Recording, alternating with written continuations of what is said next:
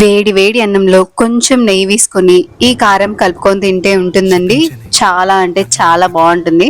So first అయితే ఒక mixie జార్లో ఒక కప్పు కొబ్బరి ఫైన్ గా పౌడర్ చేసి పక్కన పెట్టేసుకోండి.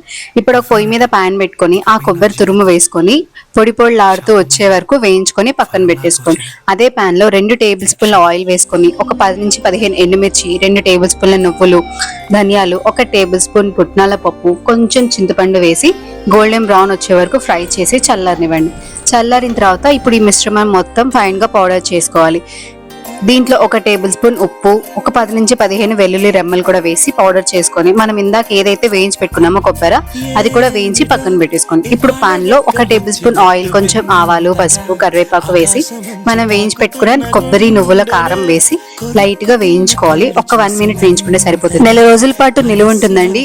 అండ్ ఫ్రిడ్జ్ లో పెట్టుకుంటే 2-3 మంత్స్ వరకు ఈజీగా స్టోర్ చేసుకోవచ్చు. ఎప్పుడు కావాలంటే అప్పుడు అలా వేడి వేడి అన్నంలో కలుపుకొని